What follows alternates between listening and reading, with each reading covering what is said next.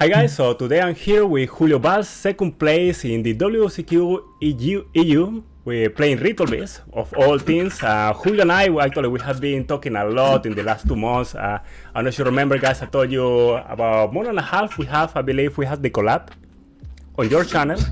And it went really well and it was really cool. Julio, how you doing today, man? How you doing? The first of all, Edwin, thanks for the invite. It's the first time that I make a collab in English, so it will be a little difficult for me, and especially with you, because in private always we talk in Spanish, so this will be very, very curious. But here I am. I don't believe actually that I got the place for Worlds with Ritual Beast. But we trusted months ago with the deck, and we know the potential that has this deck.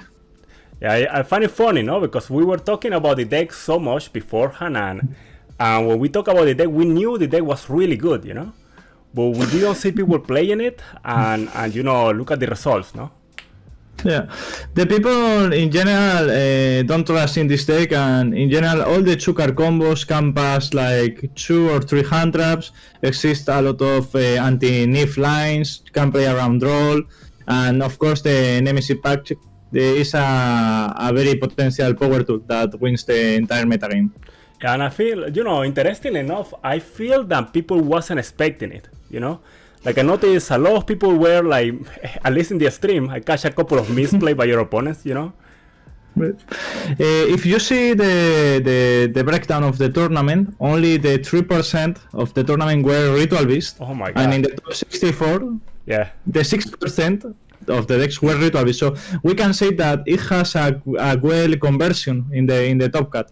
In general, in all my rounds, I wasted like 10 minutes every single round to explain what to do with my cards. Because the people in general doesn't know how forms the deck, and that is another good potential. Yeah, well, how you feel like, okay, you play, oh my god, you did, how many rounds were in total, counting the top cut? Like 15? In Swiss, I played 12 rounds, and in top cut were 7 or 6. 64, sure. 32, 16, 8, semi-final, yeah, 6 more. Final, yeah. Wow, so 18 rounds, 18 matches in 2 days. So how do you feel the deck? How do you feel about the deck after playing that much against tough competition, you know? Like, you're literally playing against the best players in a whole continent. Yeah. In special, the problem that has the Ritual Beast deck is that it's very difficult for the player dominate the deck at all the power, all the games, because you need to have a perfect mental every single round. Every misplay can cost you a little.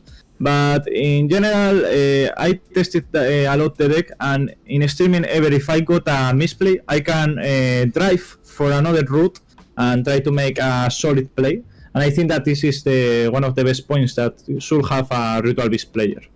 Yeah, and you know, that's a nice transition to ask you, and something I want to ask you is about your preparation for the tournament, because you know, you're gonna be playing this tournament that is so many rounds in 2 days. You pick up the deck. I believe you were playing Ritual Beast for like 2 months or 3 months of preparation before the tournament. So what you did normally to prepare for something like this, you know? In general, I wasted more time in deck construction, but with Ritual Beast I couldn't do that because the deck needs a lot of time to prepare for combos, play around hand traps, brick hands, and in general, the big part of my testing for the tournament was just with the combos and hand trap the decision. The rest was just for the main deck in general, to read how the meta decks like Juvel and Snake Eyes were playing against the strategy. I see that, for example, the Snake Eyes were playing Griffon, setting skill drain. Other players were setting dimensional barrier. So my last part of the testing was just to prepare a consistent gameplay to counter that principal strategies that were the Fiend Smith Engine with the Snake Eyes and Juvel. So a lot of that's very interesting, you know, because when people prepare with a deck like this, normally they focus more on combos, learning that part. But you prepare actually for the meta. Like you prepare actually, okay, against this game, this deck, I need to have this in mind, and I need to have this strategy in mind. Against this other deck, I need to have this in mind. I found that very interesting. So it was mainly, I'm assuming you play a lot, you just play in locals and play remotely, no? For the most Yes, in general, I don't like test this deck in online because I think that you don't learn the most important things, that is move the cards and see how it's taking the deck.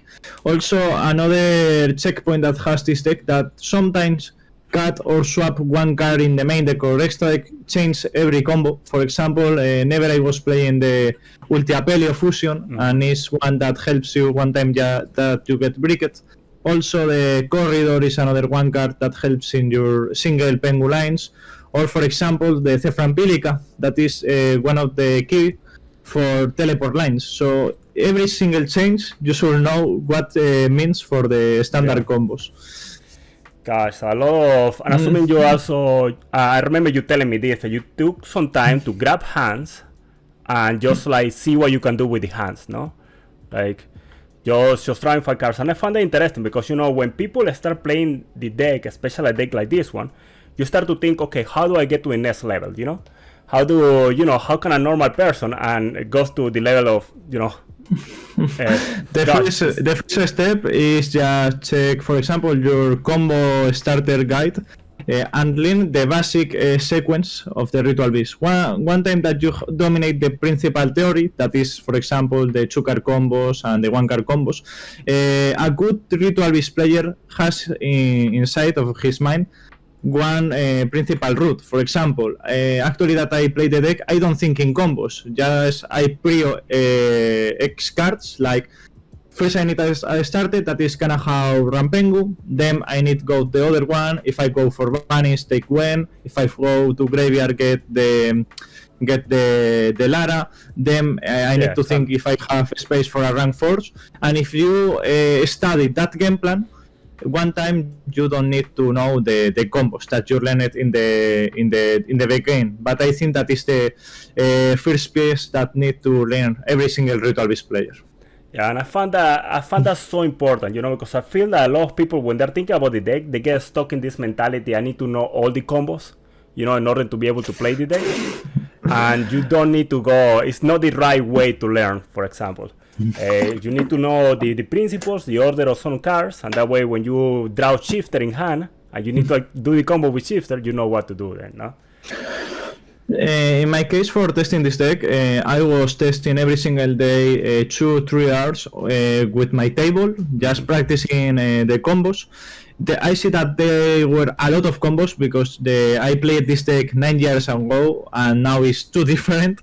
Yeah. So in general, the first week was just for 1-card combos with the difference with Shifter.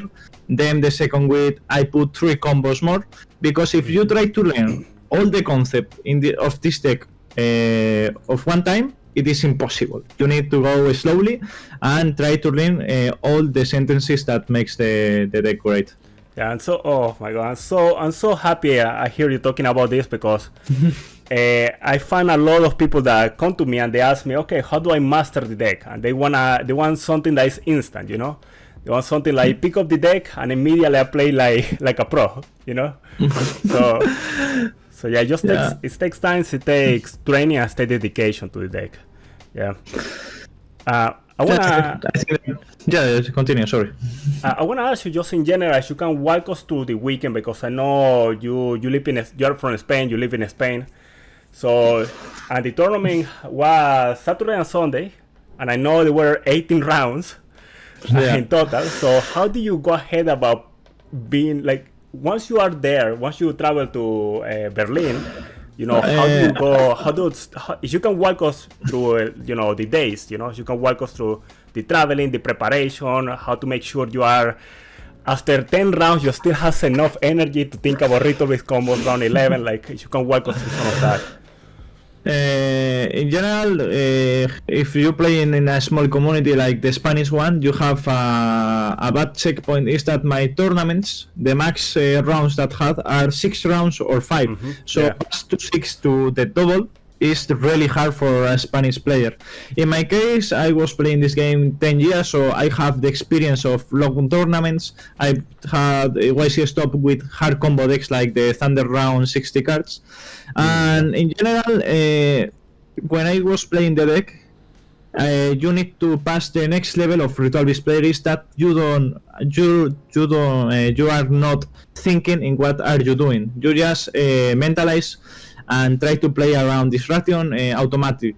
That is my actually a statement with the deck. If you need to think every single game plan with the deck, you are not prepared for a big heaven in general. Yeah, I see what you mean. Yeah, because I know I have played regionals with the deck, and after 5 rounds I'm out. You know, I cannot think straight anymore about the combo lines. Let me tell you what. Since we're talking about the deck, let's go ahead and I have made the combo. I have made the deck list that you put together. So let's go and discuss the deck list a little bit because there is a lot of stuff that we can touch in there about decisions that have been made along the way. Okay. The first of all, just say thanks to the Ritual Beast group, in special the team that we make with all the Ritual Beast content creator. Yeah. This triumph is an unique me. It's a decklist that we worked with all the people, and just to comment for Jojo, Siski, Moonlight, Jorge that is written from US States. Yeah, Andy. Yeah, everybody that helped. And I find, something I really like about this deck list is that it feels like an evolution, of where we were at, and it feels like something that has been built up. It feels like it's been up over time, like we start making decisions, and we can go over those as we cover the deck list too. So, right. All right, so let's go ahead and go over the deck list. Now, this deck list, as I have shown you guys with previous videos, we have go over so many iterations of the list, and this deck list has been evolving so much over the last, especially over the last, I would say 2-3 months since since we started involving more the Nemesis package, the cards were released, there was more experimentation, more results, all that sort of stuff. And we're not gonna go over every single card. Like, I know my deck lists are very long normally, so we're not gonna cover the cards that are most of like obvious decisions at this point, that are more well established in the deck already. But if you want explanation for those, I do have previous videos that I make where I go over every single card in detail. So today we're gonna cover mostly the cards that are more point of contention or things that were interesting decisions for the tournament. And we're gonna cover those, and we're gonna also cover some alternative. And we're gonna cover how Julio could have changed the deck in the future. If you guys are thinking about attending maybe the WCQ, the YCS, sorry, that are coming up, or your regionals in your areas. No. All right, Julio. So let's get started. I'm gonna go over some cards, and we're gonna stop here and there to cover certain cards that I think are interesting to talk about. So first we're gonna go with very standard stuff here. We're gonna go. We have 3 elders. Okay. I will stop you here. Only I got Imper on Elder one time in all the tournament. and it was in top 64 against Senpai. I started with Elder. He reads the card with Neuron and just Imper there. And of course, we called the judge for the inconvenient, but I could still play it. I find it so funny because, you will, if you are in the top 64 in Europe, it's like high, it's not like your common local player, Yeah. This is literally one of the top 64 players in Europe. So it really speaks to how prepared people were to actually play against the deck, So we go 3 elders, we go 3 Kannahawks, and this is very standard at this point. You want to be able to hash your starters. You want to have 3 Rampengus here, and we want to have the 3 Laras, the pretty Laras I have here. In good rarity. And apart from that, we have some cards here, and I think this is the first card coming out that we can talk about here. Let me see if I have space to put it here. So we have 4 cards in here. We have Ritual Beast Lara, we have Wen, we have Winda, and we have Apelio. And this is more or less what most people has been playing to this point. Now there is a card that there is 2 cards in here that we can talk about. One that is in the deck and one that is not in the deck. So the first thing I want to ask you is that we are not playing Pilica. Pilica is a card that you need only in case you have a lot of extenders and your combo didn't get stopped. What happens in this current metagame that in general the decks play a lot of hand traps.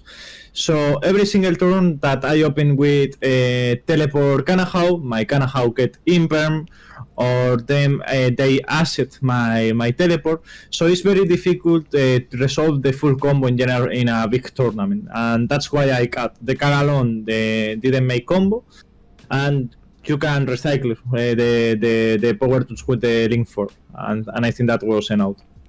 Let me ask you something then, because obviously if we open Italy, we need to, if we open Italy and we already has access to Lara, we need to summon something, no? So most of the time, what you were summoning from the deck instead? It depends of what cards I have in my opening hand. In general, I would Lara or Gwen, depending if I need the graveyard or Banistone. But other cool thing is that in case I have another level 4 in my hand, I special summon the Elder, and later I take back with the Link 4, Atari, and I extra normal with another extra normal, and helps for bodies. Perfect. Yeah, that makes a lot of sense. It's actually pretty cool how, it's funny because I remember asking you this before the tournament. I was telling you, like, gosh, I don't know if I will be brave enough to play deck without Pilica without having practicing it. So that's one thing that I really admire from you, because you not only learn the combo lines, you also adapt, to how the deck was evolving to the new combo lines, and making the plays with the changes too. Yeah, in special, the most inconvenient that I have learning the deck was with the ulti-Apelio, because I need to elaborate different combos not using that card. And one time that the last week I put back into my deck was like learn all the new combos in a short time. Yeah, and we can talk about that a little more when we get to him. But there's one card I also noticed you were playing that actually I feel bad because we talked about it before the tournament. I was telling you to call it because I wasn't convinced on it. And I apologize for that because it did come in handy a good amount of times. And that is Petelfin, the pink dolphin. Yeah. Why are we playing Petelfin? In general, if you play this deck, you will see that this deck has a removal. And in special, if you want to out every single card that has your opponent, you need to scale into a Unicorn, SP, or Actors Code. And that means that you need to wash like 2 or 3 cards and maybe get a single imperm, and your combo will be hard stopped. Also, a lot of times you need extra level 4 that is good against with the Nemesis patch. And in case you draw one of the bricks in your starter hand, the Dolphin can cut that brick, put in the Banistone, and you can still play it. So for example, I had a lot of plays that I could normal Canna, banish the Lara, special summon Dolphin, and with Dolphin I can banish the Tamer that I had brick in my starter hand and still making the combos with the deck. Now another thing that I see you did with this is that you hit floodgates with it. Yeah, in the feature match that I had against Jubel, is a little out against the rivalry of Warlords, and also talking about competitive Yu-Gi-Oh! That happened one time to me. I normal summon the Cannahawk, I banish the Lara, and I activate the effect, and what did my opponent? Chain Spooky Dogwalk. If you see, all the monsters in Ritual Beast has attack, but the Dolphin is a 0, so true. If you summon the 0, you pass the turn and he has the half of the life. Oh my god, that's so funny. Yeah, it was. Well, it come in clutch too, so it's really important. Also, I think that should be mandatory for the next formats. I do agree, yeah. I think you need that removal and you need that alternative to have it, yeah. Alright, let's go over other cards that don't need introduction. I see you were shifter getting handy a lot in the stream. It is a skillet card. It is on fire as the people say.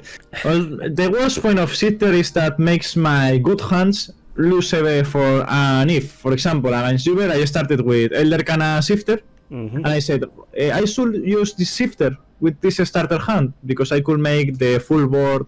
Not losing against Neve. Yeah. That's the choke point. It makes great your one card combo Rampengu. Maybe the worst point of my decklist is that I can make a death board with every single Rampengu because I'm not playing the corridor or bonds. But with a card that I put in the extra to increase the main deck to increase the consistency, I think that I had a very low chance to only open Rampengu. Now, one thing I want to ask about Shifter is that, and this is a point of contention I have talked with people about, were you shifting like ahead of time, like in the draw phase, or were you waiting until the main phase, see what interactions they have, and shifting? In general, I try to use in draw phase because SC cards like talents. Also depends if I open another breaker, because currently we're playing breaker against the Sneak Eye variant. If they start with us, they can still make in something decent against Shifter like IP or others, but you can keep in the half of the combo when he has the Flambers on board, and now that all the Sneak Eye players only are playing one, banish that resource is instant win the game. That's true, yeah, you banish the Flambers, yeah. That is very true. Alright, so Shifter doesn't need much introduction. We definitely want to place it. Now, there is some cards here that I think we can talk about a little bit. And we know we want to play these two, no? We know we want to play Flag, and we know we want to play Protoss. But I noticed you were not playing Corridor and Collosus. And I wanted to ask you about these two. Because in case you go for a big presentation, you try to focus your deck only in the best ones.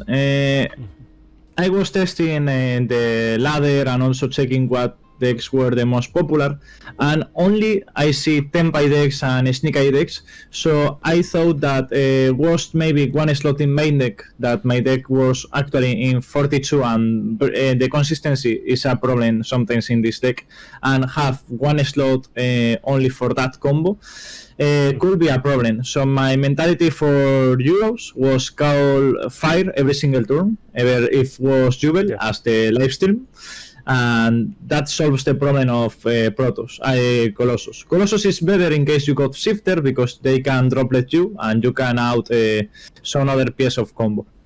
Got it. So now let me ask you, if somebody's preparing for somebody's playing for a regional, for example, or a local, so for a small tournament where you're expecting to see more, maybe you see Gimme Puppets, maybe you see White Forest, maybe you see more of this, more variety of decks, Salamangreats, whatever.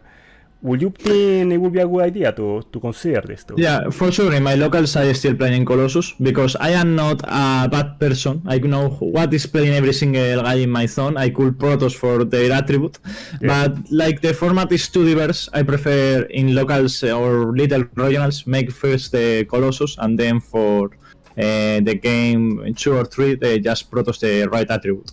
Yeah, I do agree with that. Yeah, I think that's very interesting, because you not often have a deck that you prepare differently, or like the deck list is actually different depending on the type of tournament you're attending. So I found that really cool. All right, I had to get a jacket really quick, so just so you guys know. As I was praising here. This man is crazy. In Spain is summer, and you see all the people with short t-shirt.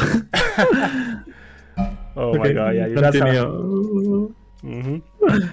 Oh man, having nice here, feel for problems. All right, so we go over the monsters. Now these cards are gonna show spells and traps. We're gonna go to spells, then to traps, and there is already spells I wanna ask you towards the end.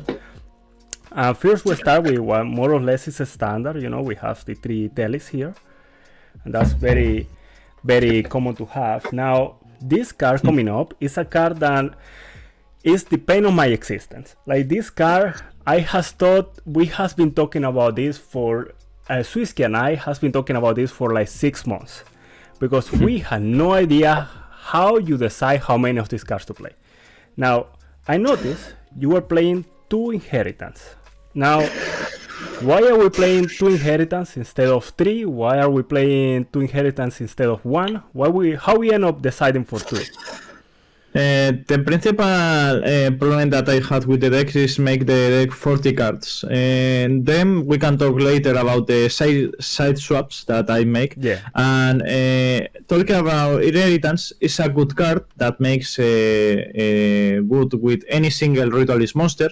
but alone is just a brick. So in case I want to open only with one card, I prefer open Prosperity. That card helps me to another piece of combo, and make a hybrid between Prosperity and Inheritance. I think that is the best one. We can tell a little maybe for a Worlds format that the Ritual Beast has some change in consistency, in especially the second teleport, second shifter, and the limit of Prosperity. Maybe Inheritance in the World format could be played with 3 Inheritance. But actually I think that in special, playing Breakers, the 3 Prosperity helps better in consistency. Perfect. Got it. And funny enough, I think actually let's move around a little bit. Let's cover this Prosperity. Now, let's don't cover the targets there yet. We cover the targets, we cover the extra deck, and then we can cover what you were doing with Prosperity. But I find this card very interesting because we were playing Prosperity at 3 copies, and I guess I kind of mix up the style I was doing here. But we're playing Prosperity at 3 copies. But the idea of Prosperity, interesting enough, is mainly because we want to get the board breakers, no? Yeah, and also I have some problems with the deck. The last 2 tournaments that I play in my city, I break 4 times in the tournament, and I was so mad with the consistency on the deck. That's why in the Discord group I was posting every single day some Decklist trying to fix the consistency with Gold Shark, Foolish, and trying to make the deck most consistency as possible. And that's why I put the Prosperity. In my top 16, I banished 9 cards from my extra deck because I was brick. I started with Prosperity for 6. I make my standard board. Later they pass my board. I banish 3 more because I draw another Prosperity. And I play it with only, if you can put the extra deck, 1 Cannahawk, 1 ulti-cannahawk, 1 Link of each, the Banshee, and 1 Nochu Draco. Just 6 cards that I was recycling every single turn to try to put that part. I think that Prosperity is a card necessary actually in the deck. I do agree. Yeah, I feel that the consistency increase is really important with the deck. Alright, we're gonna go back to Prosperity later.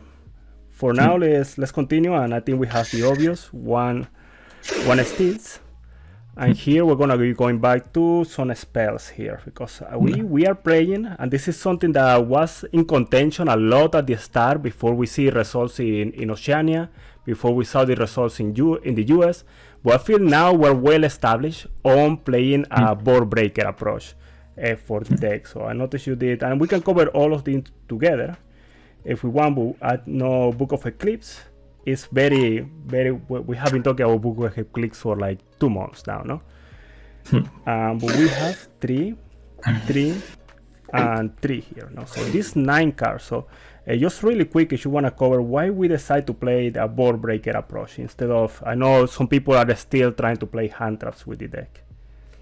The first concept is that you need to know the free slots of your deck. If we can see in the deck list, we have actually like only 12 non-engine, 3 is mandatory for shifter, so we have only 9 slots. And if you see the current format with a single impermanence, Baylor, Nif, you don't stop actually the current decks. And what happens that in special the Eclipse is a card that is too good in Ritual Beast variants, because your deck sometimes can lose against Nif because only the lines with Elder and the good level force or teleport Cannahawk with extender. So it's another form to make safer your hand traps. Also it's a card that deny the new fusion or Fiendsmith because it has the keep, so it falls so quickly. And it's a bite for Ash Blossom. You can still playing with a teleport or maybe the Prosperity. And that Ruler and Evenly in general in this deck is too good because you are not playing to OTK your opponent. You are playing to clear the board, Protoss his attribute, and stop his third turn and lethal in the last. In my semifinals, I evenly a Jupe with 10 cards on board, and my turn was just Protoss Dark and try to kill him in the next turn. So I think that the approach of the board breakers are insane in this deck. Yeah, I do agree with that. I think that, especially for this format, because I noticed like you can activate 1 hand traps and they still full board you. Yeah. You know, so if you're not gonna follow that approach, may as well use board breakers instead. All right, now this in here is 40 cards. Now you play 41, and we can go over the details of why the 41, the number in particular, later on when we talk about the side deck and that. But I want to ask you why this card in particular was the 41 card. Why in general, for me, it's bad playing more of 40 cards, especially in this deck. What happens that in Yugi you play not only with your main deck, you need to have a good side deck to counter the principal strategies. In this format exist 2 or 3 cards that counter so hard this deck. The first one is Mulcharmy, that gets a lot of draws, so you need to have the best cards to try to counter. I tested the crossout, but I didn't like it. And Callby is a card that it isn't useless going second. You can use it, for example, to prevent a princess in graveyard, the effect of Flambert to summon back the cards. And this one is the best one to have at least extra protecting going freeze with the clips to protect for Baylor, Troll, Ogre, and the rest of hand traps. Perfect. I do agree. I think this was a really good card for the 41 card, and we're gonna cover why 41 and not 40 a little more later on when we talk about the side deck. For now, let's go ahead and cover the extra. All right. So with the magic of editing, I have moved my cards around and make a space because I realized I didn't have enough space. So now we are gonna go over the extra deck. Now the extra deck I find the most interesting one here. Now we have some teams that are already well established. We have 2 Cannahawks that we already know are 2 Cannahawks. Well, seems kind of obvious now. We do have 2 Notches. We want to play 2, so we have the other one ready there for turn 3 if we need it. Turn 4, in long matches. Now the next card is a card that I feel has gone in and out of the deck like 10 times. We bring it in, we take it out, we bring it in, we take it out. At the end of the day, you end up making the cut. And that is the ulti-cannahawk. Now, I find this card so interesting. Now, let me ask you, why do we end up playing ulti-cannahawk at the end of the day? In general, when I cut last week's the Colossus, I was trying to find one card that could help me to make better my combos. The first one that I had in mind was maybe have more space in my side deck and put the Gaga Cowboy here. The second one is maybe play Baguska, that is a good card in turn 1. But in general, when you got stopped by some hand traps, you need to go for the Apelio. And also, one problem that has the deck is that the attack of the monster is low. In general, is low. So one time it helped to me to pass over Disruption just because his ability of destroy. One play that I had that was very good in top 32 was that I crashed my Winda. I special summon in damage step my Apelio. On Resolution, I am the Prio player, so I can attack with the Apelio, and it's unaffected, so my opponent couldn't respond, and I could destroy his monster, and then I tag out for 2 monsters. So it has more use, and in general, it's a better beater because the attack of the Ritual Beast is too low. Yeah, I do find it funny that it doesn't get the boost. Yeah, but what are you gonna do? But yeah, very interesting that I end up playing, and very interesting to me that you end up summoning it, because I find myself playing it, and I noticed you need it here and there when you get a stop, but you rarely find the opportunity to put it in the field, so I found that very interesting. You end up doing that. Yeah. And now I want to ask you about this card, not so much about inclusion in the deck, mostly about your combo lines in particular. So I know we have the Gaiapelio here. Do you end up summoning or going for Gaiapelio a lot during this tournament, or mainly using it for the Rampengu? In general, it's a tire for Rampengu, and the first of all is that we need to talk about Ritual Beast as a deck. You need to have a lot of theory about the deck, but never you will make in general the first table every single duel. When you need to go into Gaiapelio, when you open with a lot of cards of Ritual Beast. In case my hand started with 4 Ritual Beast cards and maybe 1 breaker, of course I go for that card, and I won against Runic or some different decks. But in general, the deck is supposed to have only 2 cards Ritual Beast in your starting hand, and you need to make maybe Apollousa and the standard Protoss line, but it's a good resource. Got it. So actually, this is a little kind of out of order, but in general, when you open something that you has different combo lines, like for example, you open Elder Cannahawk or Elder Rampengu, where you could make a combo that protect you against Nibiru, or you could make the regular combo, what you end up going for at the end? In general, always I was playing around Nif. We talked at one time with Siski about Nif. I think that is mandatory, always respect him. But in general, Ritual Beast has two spots where the Nif is clear.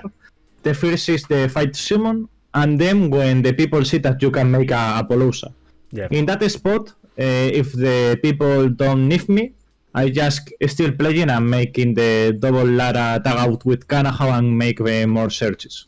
Yeah, and I think that was the correct one. Yeah, I found that interesting, because at the finals, actually, I was watching the finals and I was thinking at the moment where you go nip in the finals, you are not thinking about Nibiru there, because you are home, you are expecting to already get nip. So you're playing kind of this mini game with your opponent of when they're going to use the Nibiru and when you're going to be prepared for Nibiru. Yeah, so I found that interesting. Yeah, my opponent Esteban has Nif plus Impermanence, the 2-card combos that I open with the Ritual Beast deck.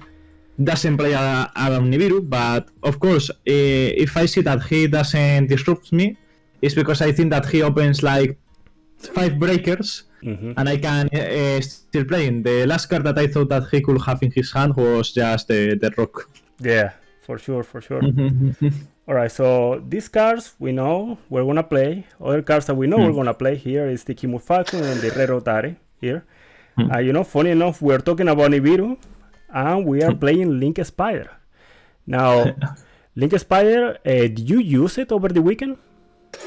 One time, just one time. And it was for SP and banish the Nif token. But in general, the people doesn't Nif me in fight summon. They just keep the spot of Apollousa. But I think that's still a mandatory card. Also, if we can talk a little about the Reuratari, a lot of people, I tell him the passive effect that they can tribute as a cost, and they go instantly for the Fiendsmith Engine and try to tribute the card, and they couldn't. But of course, the people never thought that this card counters the Fiendsmith Engine, and also it helped one time against a Rescuers player, because it countered a side card that is Pancratops, that tribute himself to pop a card. My board was Ulti-Revolutionary, Inheritance with the board, he summon Pancrat, tried to tribute to pop one card, and then he go into the battle phase, that has also 2/6 to try to destroy my Ulti-Revolutionary, told him damage step, and I had ever the Inheritance, so he just crashed his Pancratops. I find that so funny because Inheritance, nobody ever remembered that. I find it so surprising. When I'm playing, nobody remembered, and I tell them, I tell them exactly what the card does, and they come and they crash their monsters. It's because it's too difficult for a competitive player that doesn't study this matchup. Explain every single card. For example, Lara has 2 effects, Inheritance has 2 effects, Cannahawk have 2 effects, all the cards, so they always miss one. Like, for example, in top 8, my opponent missed the Lara in graveyard, and that happens so many times that I can protect, summon another monster, and it's crazy. Yeah. Alright, so these cards. Now, we talk about Link Spider. Now, the next cards in here, I feel at this point are very well established, and that will be the... let me make some more space here, so we have space for everyone. The IP and the SP are well established. Now, these cards I think we're good with. Now, there is a card that I know you dislike a lot in this deck, where we were talking about a month ago, and you keep trying to find substitutions for it, because we personally, we don't like the card much, because, let's be honest, we wish there was a better option, no? Yeah. And that is the Unicorn. Unicorn is just here because this deck having removal. It's the principal problem that has this deck. You need to put extra power tools for removal. That's why we are playing breakers, because you can out the cards. That's why we include the dolphin. And now if you see the deck, you have in your main deck an extra deck like 4 cards that are removal. That is Dolphin, Little Knight, Unicorn, and Access Code that is in the extra deck. Yeah. I know that maybe it isn't the best one, but against some pairings that help me a lot. Against Runic, I could bounce the field spell, and it's good. For example, with the IP, because in some combos you need sometimes was the Little Knight to banish your Banshee and try to proceed into Revelatory, and that IP sometimes don't have a good part for Link Summon. Perfect. Yeah, and another thing is that you get the battle phase, no? You get to steal OTK that turn with the Unicorn, no? Now we talk about these 2 cards already. I guess we talk about Access Code already. Now, how do you feel about Access Code after playing it over the weekend? Because I know some people are cutting it here and there. For me, in special, I think that is insane. The big play that I make with this card, also I did in top 8, is because you can banish the Ritual Beast links. So what I did going second, I tried to banish with the Access Code Ulti-Rauratari or the Kimun Falcus, make the Norcu Draco, put back, and you can summon one of the banish cards that did you banish with the Access Code.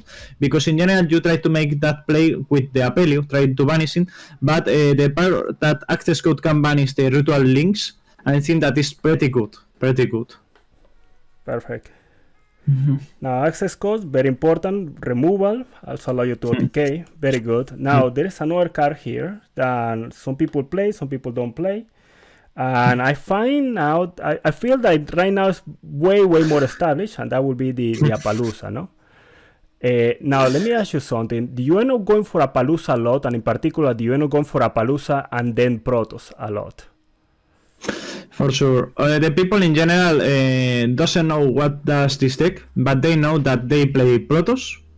So they just keep the Ash Blossom, Baylor, Ogre, every single hand trap they try to keep to stop the Banshee lines. So it is too important to have an extra protection to make sure that your Protoss locks your opponent.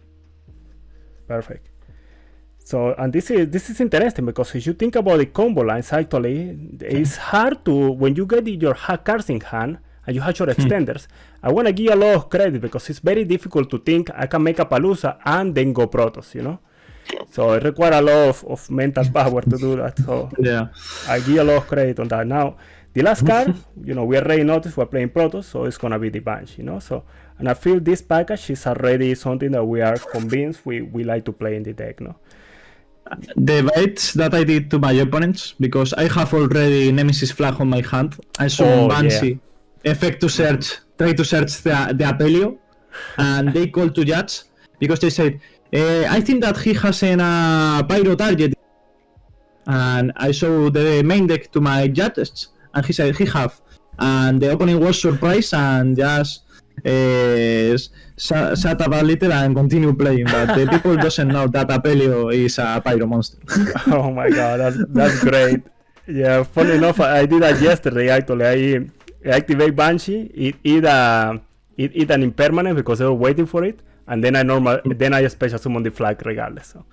Yeah. So that's really cool. Now, one thing before we go more into details, and this is a card actually funny enough that you make aware that to me that it existed about a month and a half ago, is that if you guys don't have, and if you're trying to play deck in a little more of a budget, if you don't have the SP Little Knight, the Haggard Lizard is something you guys can put in there instead, okay? So I just want to mention that. If you're trying to make the day, you're thinking about your budget and that, you don't need to get any expensive stuff. We have replacement at least for that one. Sure. Also, Konami confirmed the reprint of Little Knight in the new team, so true. Try to keep one in the teams that is in one mouth. Yep, that is true. Alright, so now we're gonna talk about, I have 5 different cards here in this in this side here that I think I have 2 of them that I don't see making into the deck, but the other 3 that are things that we need to explore more. So the first one that I want to talk about is that we we have Zeus here.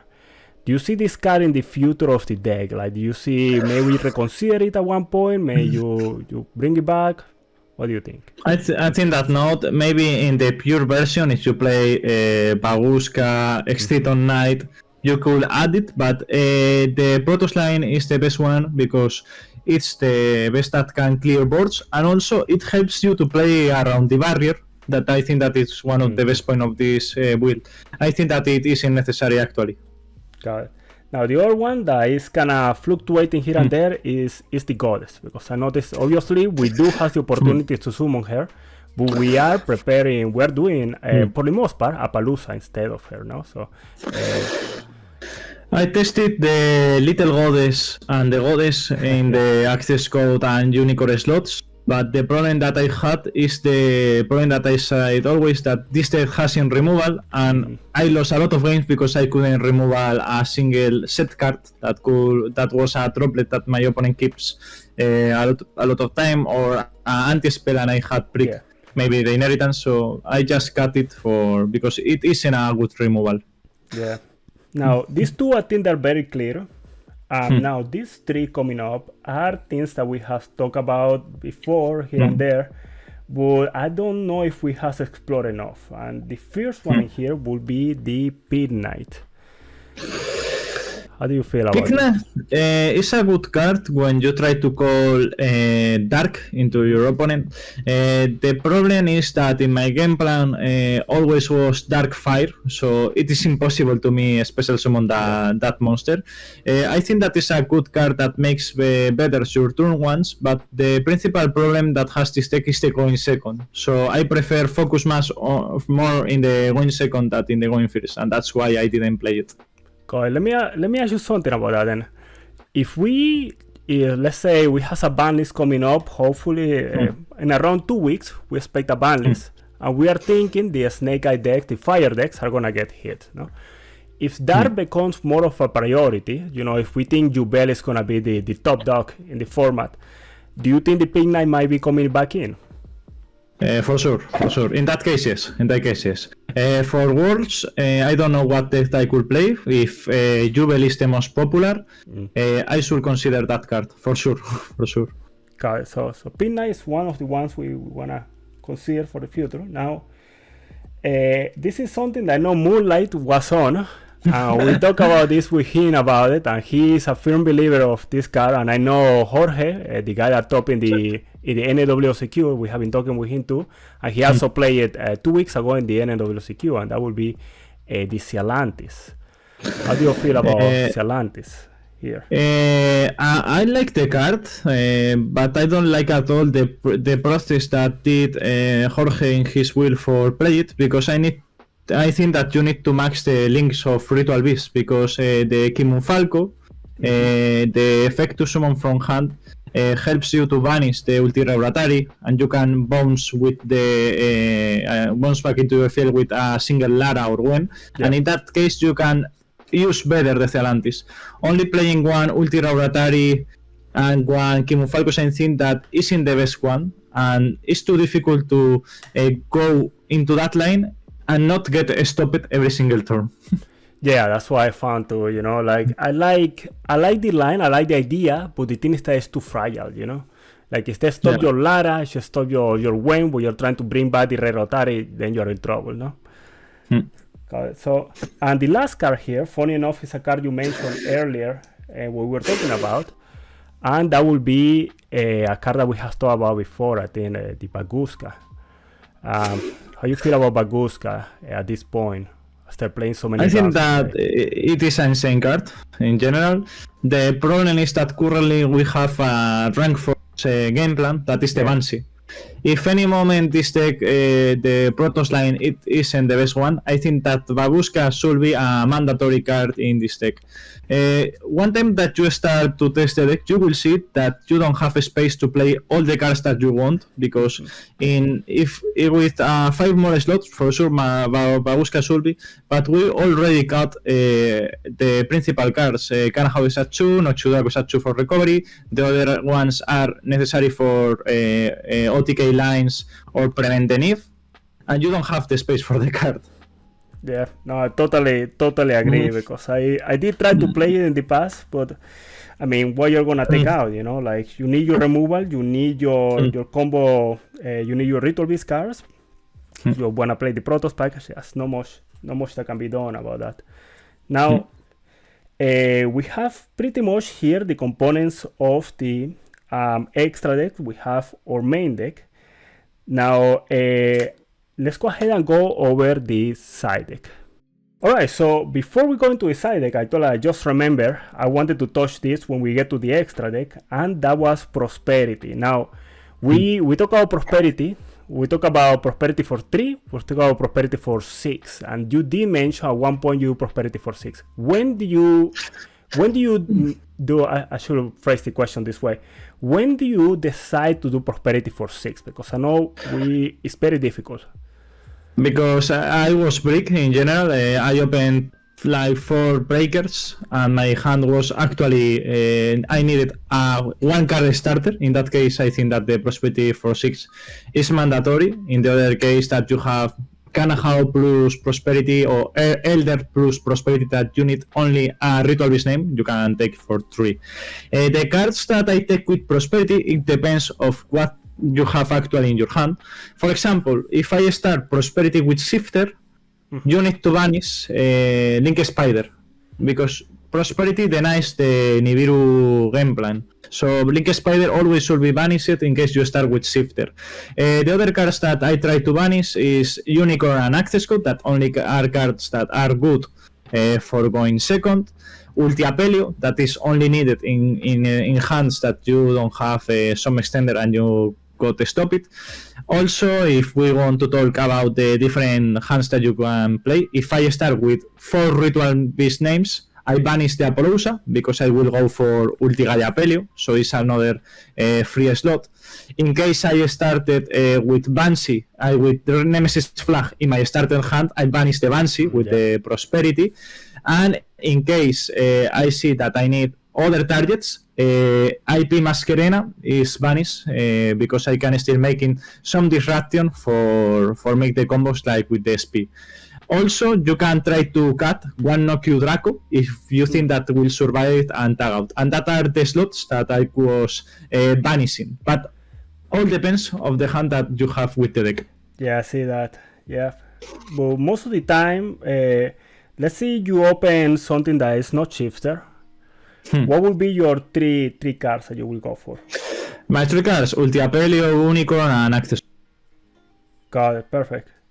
That's interesting, you know, because a lot of people will think in turn 3, and I want to ask you about this, in turn 3, you have issues of decaying when you do that?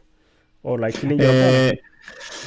You can still make him tagging out in your opponent's turn the Apelio, and in your turn you can boost 2 times your monster. And also, we are playing the Dolphin, so we have a good removal to out the cards, and I think that it isn't necessary at all. Got it. So let me ask you something then. When you go full combo, going first, often in your combos, you end up having, how do you put the Dolphin in circulation, you know? In general, it is in the principal idea banish the Dolphin with the Cannahawk and try to make combos, but it is a piece that I can take it with the inheritance. Sometimes if I draw a lot of Ritual Beast monster in my starter hand, like a Tamer, I take just inheritance, add the Dolphin and put in the graveyard to banish them with the Nokia Draco. Or in the turn 3, I have the Lara in graveyard, and with the Lara effect when it's banished, I summon just the Dolphin and have the removal. Got it. Now and I know you covered this earlier. If you at one point banish 9 cards for 2 bots, can you walk us through that? Like the first 3, what were the first 6? Sorry, because you couldn't play. Okay, Spider, because I was brick, so if he has Niv, just I banish the Niv. Unicorn, Access Code, 1 second, I will take the deck here because I don't remind at all. 1 second. Okay. I banished it in the first one, Ulti-Apelio. Ulti-Apelio. I banished Ulti-Apelio, Link Spider, Unicorn, Access Code, IP, and the other one was one Nokia Draco. That was my first prosperity of 6, and I keep my extra deck only with 2 Cannahawks, ulti-Gaiapelio, the 2 links of Ritual Beast, Apollousa, and nothing more. That was my first. And in the next turn, I need to banish 3 more. Yeah. So the cards that I left in my extra deck was 1 ulti-canna. It was in my extra. 1 Nokia Draco, 1 Kimon Falco, 1 ulti-Rauratari, the ulti-Gaiapelio that I have there, and the Little Knight. And with that 6 cards. Wow, so you get rid of all this. Yeah. Jeez. And you won that one, no? And I won that. Oh my god. That's insane. Yeah, that's insane. Yeah. You know, it's so funny because it's like, I'll be honest with you, sometimes I'm breaking and I don't have a starter. And I still only go for 3 because I'm thinking mathematically I have to get something good. But you know, going for 6 save you there, no? Yeah, but in that spot it was like top 16. I already lost the first game, and past turn is just out the tournament. Yeah. So you need to take the risk in that moment. Yep. No, it makes total sense. Yeah. Oh gosh, fun and crazy. All right. So with that, we finished the extra. You guys can see I make some space here. It looks a little messy, but we can still see all the cards. Now let's go over the side deck here, because we have some other interesting options here. And I noticed the side deck is something that changed a lot over the last week of the tournament, because you were sharing some lists with us. I noticed that the list that you share at the start of the week and the list that you share later in the week was completely different side deck. So let's get started with this. And the first card I want to ask you about, and I want to ask you if this is a card that came up at all, is the Cowboy. Do you use Cowboy at all over the week? How do you feel about the Cowboy after the tournament? I didn't summon in all the tournament. The people in general tries to stop you the rank 4 lines, and I haven't time to summon the Cowboy. I think that is necessary because you cannot play a safe move to burn your opponents, and Spooky Dog Walk is a random draw, so you can trust in general. I don't like place these cards, but since the Fiendsmith motor has a burn in the extra deck, is necessary for us, has the same benefits that deck. Got it. Perfect. So that's playing the Cowboy here. Now we have a new card that just came up in info, and I noticed you played 2 of them, and this part is interesting because you could have played a playset, you could have played 1, you played 2, and we have the 2 Mulcharmies. How do you feel? Mulcharmy? Yeah. It is a good card because it helps us to draw the breakers, so you have more chances. The problem that I have with the Mulcharmy is that breaks a little with the shifter. And if you try to test the probabilities, in general, when you try to play a card that makes the same or has the same idea, the best ratio always is 5. I was playing in the slot of the call-by the third Mulcharmy in that spot, but I see that all the people in USA are playing 3 in main deck or side deck, so I prefer have more forms to stop it. It's there because I think that is a best form to draw the breakers. Yeah. Oh yeah, that's true. Yeah, this can get you into your breakers here, and that can help you break the board. Yeah, that's true. I was testing Phantasmate because it can make better combos with shifter, but the problem of Phantasmate that deny evenly and lightning storm because you control a monster, and also allows talents, so I don't like it at all. Yeah, that's true. That is very true. Now the Mulcharmy, do you know, after the weekend, do you feel it perform up to what you were looking for? Do you feel the Mulcharmy, you draw enough cards with it? Like, how do you? In general, it has the the idea that I thought that was just draw 2 cards. That helps me to have small resource 1 second. It helps me one time to draw 1 Dark Ruler and I have already Eclipse in my hand. Other time I was Brick and I got a piece of combo. So I think that the 2 draws helps a lot. Perfect. Yeah, Pot of Greed is never bad. Now, this is a card that wasn't in the list that you share on the Discord chat. That I find interesting. And we add it because I think part of it was because you saw the results in NA, and at the NA we noticed that some people were playing, some people were not, and it was the card of the weekend. Let's be honest, it was the card of the weekend, and that's the Ghost Sister, the La Monja, como le dicen, that they call her in Spanish. Is there just for lock for water with Protoss, of course, in case you play against Marines. There we go. The problem that you have in the official tournaments is that you take more time because you need to talk with your opponent will ask you the cards, and if you see the Konami rules, the time wasted on explain cards and check on Neuron didn't have a time extension. So in a lot of games, I wasted like 10 minutes not playing, just explaining my cards, and that makes the games too short in general. And also it's the same problem that we have with the Fiendsmith Engine. If you pass turn when you are going 1-1 and your Sneak Eye player burns you for damage, you don't have any form to prevent that, and 100 this didn't stop, so you need to open at least Shifter or Spooky, or Mulcharmy try to draw the Spooky.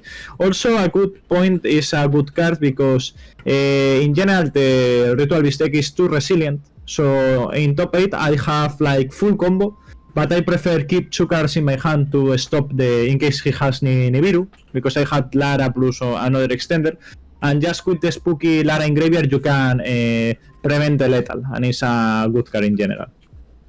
I think it overperformed on the weekend, I'll be honest. And another thing I noticed lately is that the Fiendsmith combo, the Fiendsmith lines take longer, you know, when they're performing the Fiendsmith line. So that also adds to the time. So yeah, I find that you need something to counter the ability of them to burn you. And I think the Ghost Sister is really good on that. The 2 cards that deny the burn of Lacrimosa are Shifter and Spooky. So you have at least 6 cards to prevent that. Yeah, that is really good. Now, talking about preventing things, I know we were talking about the Purulia earlier, and I know if they Purulia us, I mean, we give them 4 or 5 cards, no? So you were playing a place of Ash Blossom. Now, let me ask you, the Ash was mainly for the Purulia, or it was because you wanted to have the ability to have the Ash? It's only for Purulia. Also, I was afraid of any player that could play maybe a deck like Labri or Despia, but Despia in general. But I know that deck were down in popularity. I was playing Crossout, cutting the 1 Mulcharmy and the 3 and 2 Ash Blossom for 3 Crossout. But you need to know what cards can you swap in your main deck, and only I had 6 flex spot. So I prefer have 6 cards that were the Ash Blossom with the Callby in the main deck to prevent the Mulcharmy, and also other cards that we will see for the going first. Okay. So, yeah, let's go over what we decided patterns at the end, because I know that's gonna be something I really want to talk to you about, because I think that's very interesting. And now these 3 cards I feel are in everybody's side deck now, and I feel it requires little explanation. But we have 2 Lightning Storms and 1 Duster. Now, which decks do you bring this in against? Like, which decks do you bring this in for? I have just 1 game plan in all the tournament. In general, is a form to force any negate. If you ask me what cards overperform in my tournament, was Lightning Storm. It was just insane because I bite the negate of the Fiendsmith Fusion, and then with a single lightning I pop the Flamberge, Appaloosa and other negates. And also all the people were siding Skill Drain, that Ritual Beast can play a little against Skill Drain, but it's a very good card in general. Yeah, totally. Also, it makes more sense because we are already playing breakers, and it's another breaker that helps you to go in second. Yeah, exactly. Combinations of this and these cards, I mean, it's really, really good because you force them to activate what negate this, and then you activate this, and you clear the board, you know? Yeah. Now, we're talking about going second. We can also talk about going first because you bring in 2 fissures and 1 anti-spell. And I want to ask you a couple of things here. So, one, why not 3 fissures and why anti-spell instead? In general, it's the same case that I talk about Mulchermi and the cards that makes the same function in general. If you draw the fissure with Shifter, you are playing with 1 card less in your hand. So you need to see cards that together works better.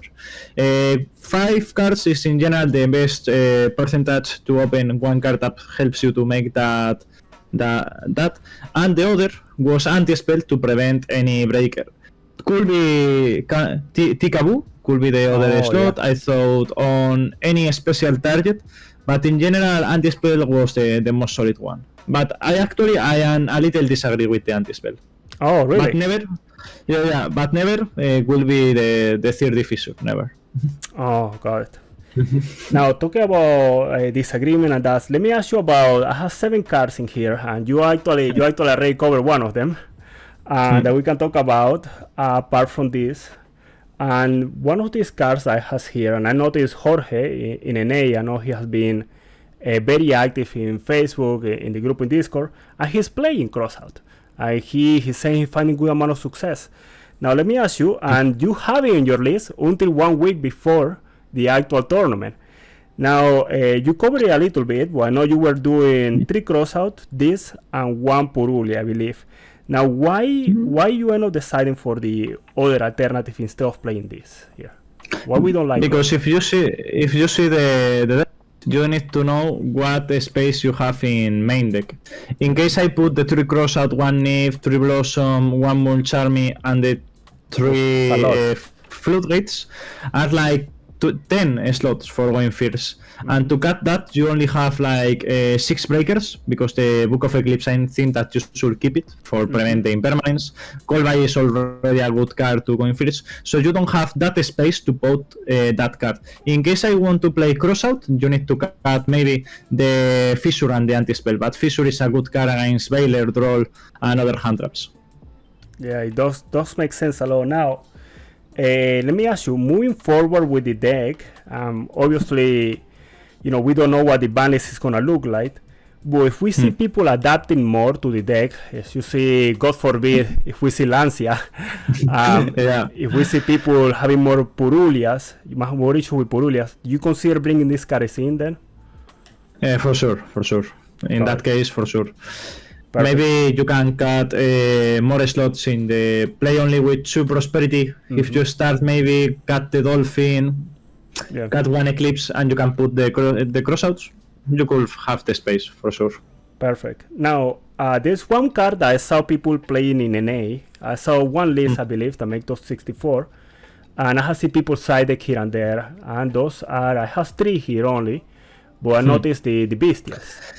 Let me ask you about why you know, we're using these hand traps here. Why not the Bestials instead, you know? So, because it seems really good against the Finsmith stuff. It seems good against Jubel, you know? The Bestials are good if you are playing more hand traps. One Bestial alone doesn't help you in nothing in general. Also, it's the same case. It allows the talents. You will have a body that conflicts with the Evenly and the Lightning Storm, and you don't have ever a good target to search with the Magnamut that is in the same direction. In a hand trap list, that was the list that was playing Siski, you could play it. And also it conflicts ever with Shifter. If you see Shifter with Bestials, he already don't will have Graveyard. So I think that is better have a breaker. Yep, that does makes a lot of sense for the Bestials here. Now, and I think this is gonna be, at least for me personally, this is gonna be the most interesting part of the whole video, I think. And I wanna cover one card first, so we can make some more space here. And it's the side deck patterns, because I find that fascinating, you know, because normally when somebody's thinking about making a deck, you just think about what cards you wanna play, no? You don't think about what I'm gonna take out and bring in. And I find this a lot a lot of people, when they go to the tournament, they are then, oh my god, I never thought about side decking. I never thought about what to do, you know?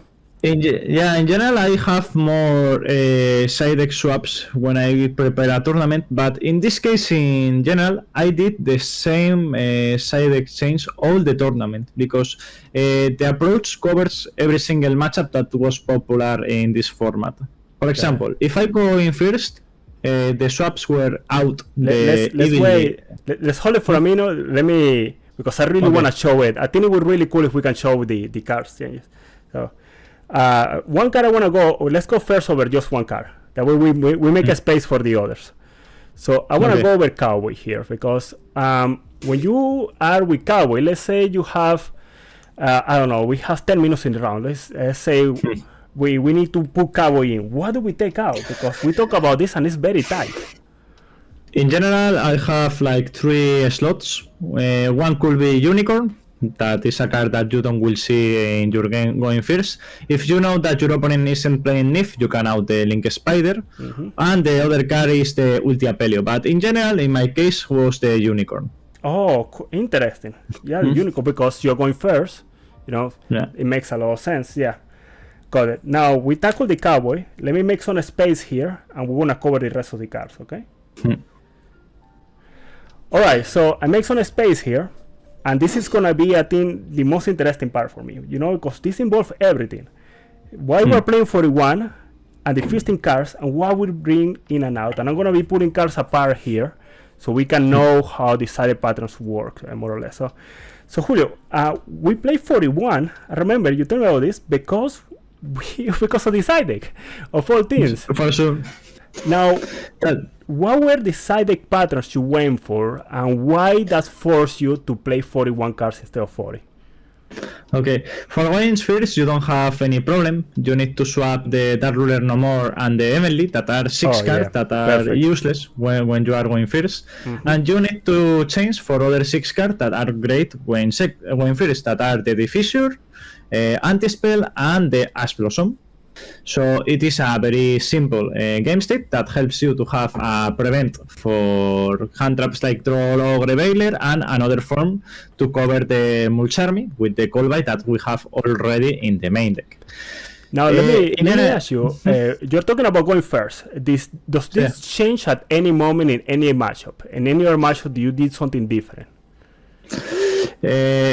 Sometimes against back row decks, I put ever going first the Duster, because I think that is a good card in general. If I see that the deck is useless, the Diffusor or Shifter, I put also the Spooky just for survive the turn. Oh yeah. Because sometimes against decks, Tempai not, because he can OTK you around Shifter. You need the Spooky just for survive, and it's a good card. Interesting. And if we say it about the going second, that is the most different one. The cards that I put always going second were the 2 Mulch Army, Lightning Storm, and Duster, that are 5 cards that you need to put. What cards I cut in this case? The 1 Callbite that we can see there, that is a 1-up. Also we cut the 3 Prosperity. Then I will explain later why we cut the 3 Prosperity. And 1 Inheritance, because it's a card that can your opponent out with a single Cosmic or a Little Knight, and I don't like at all. That was in general the change that I did. And in case that the game goes into the last times, I need to cut the Dark Ruler, because it's that I can make damage to my opponent ever with a Cowboy effect. So I should put the Spooky Dogwood for Dark Ruler No More in case that the times goes early. With Prosperity, we talked that the principal targets that we banish with the card were cards that are good going second. So if you want to Prosperity going second, you need to banish maybe Apollousa, Link Spider, and another card that we don't want to do that, like IP. And already our game state is just clear the board and try to make the same board that we make in the game one. So it is a bad decision if we clear the board. Thanks to Prosperity, we banished cards that help us to make a good board are face down, and that's why I cut it. Also, we have the extra consistency with the 6th draw of turn, and the Tumult Charmy, that is another card that helps to draw us the cards. And the Lightning is another form to force any negate and clear boards. Got it. I find it very interesting because you're going second, you will think that you're focusing on consistency, but because you have 6 cards in hand, you can go ahead and do some leeways. Now, what I find interesting with this is that you bring this in while you're taking this out, which seems to be like it's a little of a strange, because you are taking out card of consistency to put a card for consistency in. This is just like because of the qualities of Mulcharmy over the bot. The first one is that you can OTK. In case you have the Prosperity.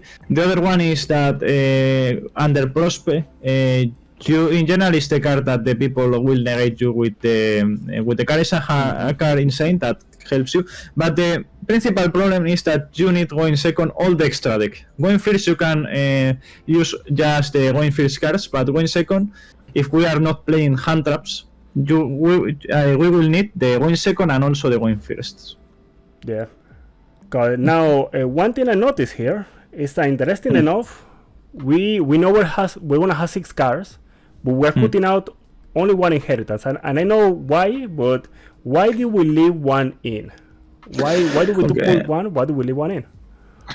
In case you will start playing the deck, in special to the news, always you will draw 1 card that is part of the combo, and you don't have a good form to put in the graveyard or in the Banished Stone. For example, I start with ulti-cannahawk plus Rampengu, and in general I need to search the Gwen. Instead of that, I search the inheritance, add the Gwen, put the Rampengu in graveyard. With Cannahawk I can banish other target, and it's a card that helps you to unbrick the cards that are you only playing at 1, like the Apelio, Dolphin or Winda, and still making the standard combo. And that's why you need always at least 1 copy of inheritance. Yeah, and I find it so funny because here we talk about a card that we talk about when we cover about the main deck, no? And that is the Kalbai. So you end up putting Kalbai in because of this. Now, the thing that you will notice if you're looking at the deck is that all of it, like you're going second, what do you take out? Like you could maybe cut the trap, the sticks. Yeah, it's something that we talk. But if we are not playing to OTK and make a good table in the turn 2, you need to search the trap to prevent your opponent to make boards, and that's why I needed to put cards to pass the 40 cards and have a approach side deck change. The other thought was just not playing the Murulia and play 40 card list and only side the Lightnings and Duster. That was the other thought that I had in mind. Got it. Perfect. So that covers the side deck patterns that we have. With this we cover the deck. We have the extra deck already. We have the extra deck in place. Now we have this cover too, that is the side deck. Now I want to ask you before we stop, before we cut the video here, about the deck list. And notice I'm making a mess with my cards here, but we deal with it. Now the deck performed very well in the tournament. Obviously, you got second place. Would you make six page of Swiss? So in Swiss it was just insane. You lose 1 or you draw 1, I believe. Draw 1, and it was because the first game it took a lot of time that I won, and he just burned me for the Fiendsmith Engine. So that draw was a little sad, and the loss was against Jubel. So I think that the deck overperformed in general. Perfect. Now let me ask you, knowing that, would you make any changes to this deck list? Actually, only the anti-spell. Only anti-spell. I am in the same spot that we talk mouths about the unicorn. Yeah. What card could be better than the anti-spell going first that covers the big part of decks? Because the most easy thing is put the 30 fissure, but I think that that's incorrect in general. Yeah. The rest, I think that is fine. Got it. Now, would you consider something like a macro or TCBU in this spot instead? Macro no, because it's the same use Exactly. that the other card. Maybe TCBU, we have to test it out, no? We have to see what we put in there. In special, if with the new banlist Jubel, important deck, defensemen are also fiend cards, so you can counter so easily. Oh yeah, that is true. Yeah. So we need to see how we need to see where we are at after the ban list. But in general, I think the deck list performed really well, and I feel if you guys are planning to go to any events, I think this is a deck list that you can decide to invest time on and try to master, and try to get up to the lines of not using Pilica, having the Petelfin in the deck, and getting used to playing with these cards. Yeah. Yeah, exactly. Alright, Julio, we covered your main deck, we covered the side deck, we covered the extra deck, we covered a little bit about the tournament experience. Now, I know you probably are getting a lot of people reaching out now about the deck, and you are very active on social media too. I have seen you talking in the Facebook group. You have your own Discord for your channel. I know your content is mainly in Spanish, but you are thinking about maybe adventuring to do content in English too. Can you share how can people reach out to you? You know, if somebody wants to ask you some questions, maybe in English even, how can people reach out to you, to Julio? Even if my content is in Spanish, if you want to ask me something in the YouTube comments, you can do in English, and I will comment. Also, soon, as possible, I will open. Maybe if today is the first video in English. There we go. And I will change the name of my channel. Will be Julio Valls ASP España, Spain. Yeah. And the second channel will be Julio English, England, yeah, with the sigils.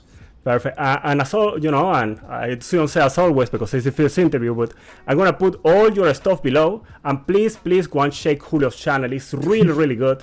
If you're learning Spanish, it's a really good way to learn Spanish. You know, you're practicing a second language. And we also did a collab that I'm gonna make sure to put in the links below. We did a collab. Oh my God, it's been a while, no? It's been like a month and a half since there. Yeah.